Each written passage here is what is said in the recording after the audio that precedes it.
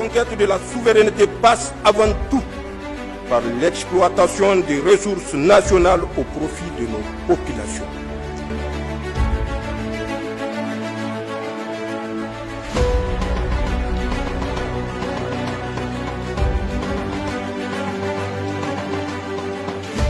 Soyez les bienvenus dans cette édition. On chasse le naturel, il revient au galop. C'est la situation que nous vivons avec la France et autres puissances étrangères depuis que le Niger a opté pour la quête de sa souveraineté. Des stratagèmes en stratagèmes, la France fait feu de roubois en s'appuyant sur ses valets locaux pour saboter la nouvelle dynamique de souveraineté enclenchée par la Confédération de l'AES. De quoi s'agit-il ? Aujourd'hui, Ousmane Alhaji Ibrahim nous édifie dans ce commentaire que je vous propose de suivre. Au fur et à mesure que l'on s'approche de la date fatidique du 28 janvier 2025, une date qui va consacrer la sortie définitive de la CEDEAO, du Niger, du Burkina Faso et du Mali, la France resserre son étau autour de la Confédération des États du Sahel avec comme double objectif arrêter le processus enclenché depuis 3 fugueurs. Le stratagème principal a été d'ailleurs déjà clairement exprimé par un officier du départ de leurs forces du Niger. Notre contingent n'étant plus au Niger, en quelque sorte, dans cette position de Fort Alamo, nous aurons peut-être plus de latitude pour monter des opérations de déstabilisation, cette fois-ci plus clandestines. Activité subversive clandestine, le mot est donc lâché. Depuis lors, toutes les cellules dormantes de la Direction générale de la sécurité extérieure de l'État français positionnées au Bénin et au Nigeria essentiellement sont activées pour discipliner les récalcitrants que nous sommes à travers une déstabilisation généralisée de nos pays. Une déstabilisation qui doit nécessairement aboutir, selon eux, à la chute d'un des régimes de l'AES. En témoignent les derniers assauts de l'aéroport de Bamako et la récente tentative échouée contre la transition burkinabé. Pour cela, tous les moyens sont mis en œuvre pour y arriver. Une dernière réunion préparatoire a eu lieu le 15 octobre 2024 à Paris, en présence du président nigérian Tinubu, qui a interrompu ses vacances à Londres pour y participer. Et comme quoi, on a beau chasser le naturel, il revient au galop. Ainsi, après l'épisode de Gliozo Thomas et ses compagnons de Marly Aymeric, Ravanou Stéphane et Berdon Gaël, de Rissa Agboula et de Moussa Moumouni, un ex-conseiller du régime déchu, et d'autres agents des renseignements français ont fait leur entrée en scène. Arnaud Julien positionné au Bénin, Batar Nicolas et Belhost Grégory au Tchad avec des va-et-vient au lac Tchad, Anne-Marie Gigal au Nigeria avec des va-et-vient à Sokoto, des fois Florent, Davé Juliette et Hutt Ludovic au parc W côté Bénin, auxquels s'ajoutent d'autres Français entrés au Niger sous des fausses nationalités et enregistrés sur des vols non destinés au Niger au nom d'une ONG étrangère. Leur stratagème découvert, ils ont été expulsés du Niger. Ils ont jeté leur dévolu sur 3 zones pour atteindre leur objectif. La zone du lac Tchad, où ils ont laissé du matériel à Karamga, qu'ils ont ensuite déplacé à Argila à cause des inondations. Toujours dans cette zone, les Français ont donné 100 millions de francs CFA aux terroristes Boko Haram qui opèrent dans la zone pour les laisser s'installer dans les différentes îles et à terme déclarer la zone victime de famine afin de permettre ainsi aux ONG qu'ils ont créées d'intervenir et de faciliter l'approvisionnement en armes de toutes les îles sans attirer l'attention. Au Nigeria, la forêt de Sarma et le parc W côté Bénin sont les 2 autres zones de leur installation où ils forment et arment les terroristes.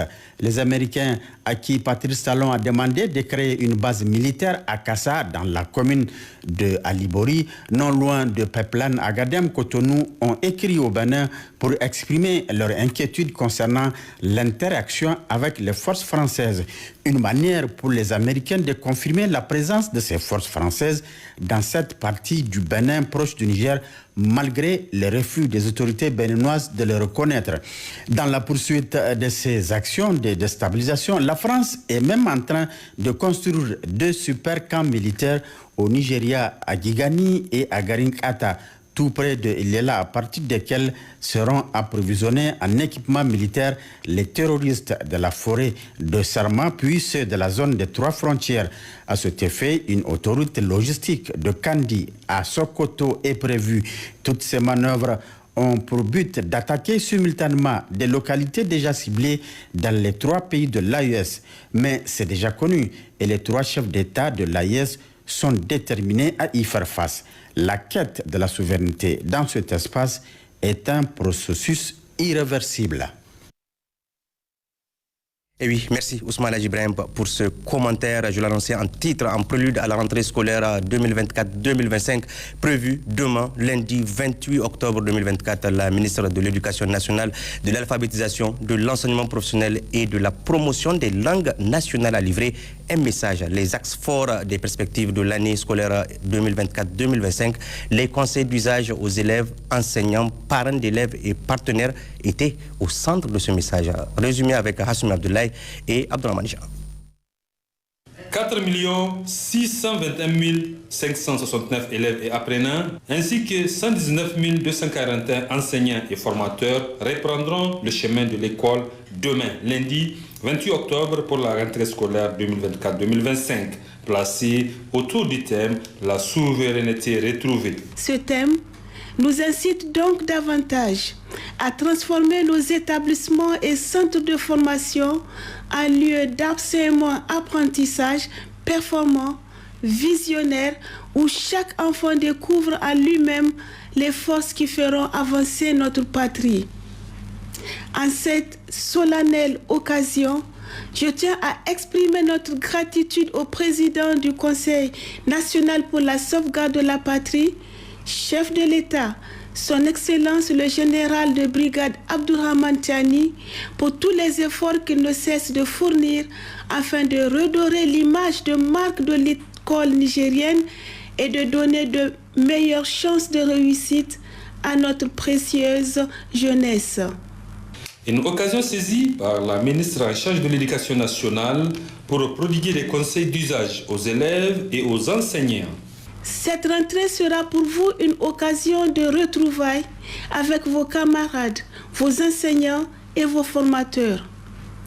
Puisse-t-elle aussi être pour vous un moment de prendre des engagements visant à faire de chaque jour de cette année scolaire 2024-2025 une chance de grandir, d'apprendre, de rêver d'un avenir meilleur et de vous battre pour l'atteindre. Chers enseignants, chers formateurs, vous êtes les piliers de cette rentrée. À vous, je rends un hommage sincère. Vous qui avez choisi, malgré les défis multiples et multiformes, d'assumer votre noble mission. Vous, soldats du savoir, qui durant toute l'année 2023-2024 avez bravé les incertitudes pour porter haut les couleurs nationales de la résilience et le dévouement. La ministre Elisabeth Chérif a également évoqué les perspectives 2024-2025 avec beaucoup d'innovations pour améliorer la qualité de l'enseignement. À ces mesures s'ajoute la création et la promotion des filières scientifiques, en particulier les STEAM, c'est-à-dire les sciences, technologie, ingénierie et mathématiques dans nos programmes éducatifs. Notre département ministériel redoublera aussi d'efforts dans le domaine de l'alphabétisation à travers des projets innovants à l'image de l'initiative Une école, un centre d'alphabétisation, le renforcement des centres de promotion de langue nationale et la multiplication des publications des journaux et ouvrages dans nos langues pour enrichir les bibliothèques villageoises et urbaines. Enfin, Dr Elisabeth Chérif a remercié les autorités nigériennes, les partenaires de l'école, les responsables des organisations œuvrant dans le secteur de l'éducation et les a exhortés à travailler en synergie avec le ministère de l'Éducation nationale pour une formation de qualité au Niger. Hors de nos frontières, à Ouagadougou, la 17e édition du Salon international de l'artisanat de Ouagadougou, SIAO, ouverte le vendredi 25 octobre 2024 sous la présidence du capitaine Ibrahim Traoré, chef de l'État, se poursuit activement. Nos envoyés spéciaux, Gérard Ablaziz et Youssouf Samela, se sont intéressés à l'une des innovations de cette édition, qui est le village AES, un espace dédié aux 3 pays de l'Alliance des États du Sahel pour leur permettre d'exposer ensemble leurs potentialités culturelles. Suivez plutôt. Faso, le Mali et le Niger réunis dans une même salle, côte à côte, en bons voisins, exposant ensemble leurs richesses culturelles semblables d'ailleurs. C'est l'une des innovations majeures de cette 17e édition du Salon international de l'artisanat de Ouagadougou. Cela pour favoriser un meilleur brassage culturel entre les peuples de l'AES. En entrant dans le village, c'est un énorme sabre touareg qui vous accueille, symbole de la lutte que ces 3 pays mènent contre le terrorisme et pour leur souveraineté. Ensuite, une musique touareg attire votre attention. Elle vient de la case nigérienne. Installée au fond de la salle, elle est produite à l'aide de tandé et d'autres instruments de musique traditionnelle. Mais il n'y a pas que cela. La délégation accueille aussi avec du thé, accompagné de dattes, du cliché et du fromage. Chaque verre de thé servi est un symbole. Impact, explique l'un des responsables des lieux. Le Niger, par l'ambassadeur de la culture, par la modeste personne d'Amtous Michel, a décidé de partager par exemple 20 000 verres de thé pendant les 12 jours. Chaque verre de thé représente un symbole d'amitié, d'amour, de fraternité, de liaison, de cohésion et d'unité de nos peuples. La case du Niger va offrir un produit nigérien labellisé qu'on appelle Kilichi, qui est convoité. Le Burkinabé, il se l'arrache. Le Kilichi, ce n'est pas le goût de Kilichi, ce n'est pas le fait qu'il soit la viande, mais la dimension qui est derrière tout ça. Le Kilichi, chez nous, c'est une dimension de l'inclusion. C'est une viande traditionnelle, séchée par les nomades, pour déposer aux nomades, aux personnes qui sont parties derrière le chamel, qui vont faire 2 mois ou 3 mois, chercher du sel, chercher de l'eau. On ne les oublie pas, on sèche la viande pour qu'elles reviennent et consommer la même viande que nous avons consommée il y a 3 mois. C'est l'essence de l'inclusion. C'est ça le Niger. Le Niger a apporté d'autres dimensions. Le Niger a apporté des symboles de la paix, des symboles de la quiétude, des symboles de la résilience. Au milieu se trouve la case du pays hôte, le Burkina Faso, bien orné d'œuvres artisanales locales. Là où vous êtes présentement, c'est le Burkina Faso. Là, le Burkina Faso, c'est un pays accueillant, c'est un pays de joie, un pays de paix. Voilà, nous sommes là pour accueillir tout le monde. Voilà, c'est la famille et on a des objets comme les façons d'enfants de chez nous qui a été labellisé. Puis il y a les chapeaux saponés, voilà, qui a été aussi labellisé. Voilà, donc on a le Kokodunda qui est là. Et on a même les fauteuils recyclés Kokodunda, empilés aussi. Voilà, tout est fait ici au Burkina Faso et au village artisanal. La 3e case, appartenant au Mali, est bien garnie aussi d'objets et d'articles artisanaux. Le stand est représenté en profondeur et en dimension, du nord au sud, de l'est à l'ouest.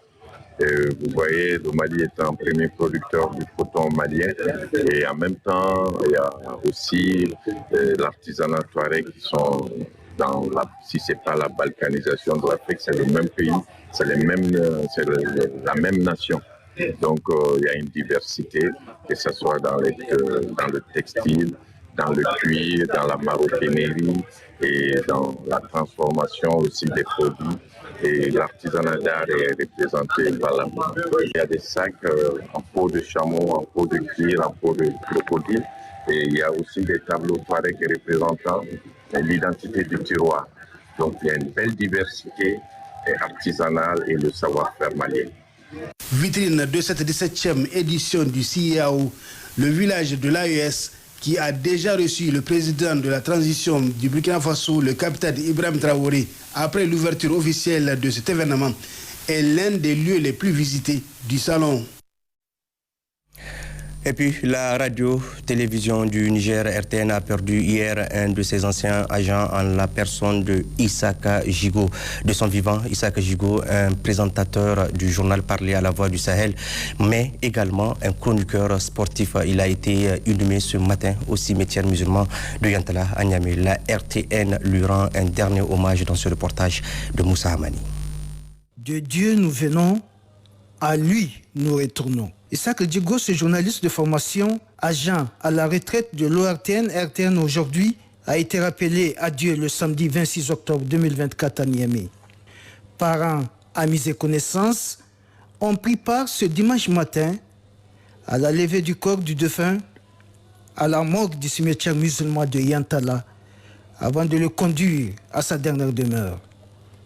Une fatia a été dite aussi bien sur sa tombe qu'à son domicile pour honorer sa mémoire.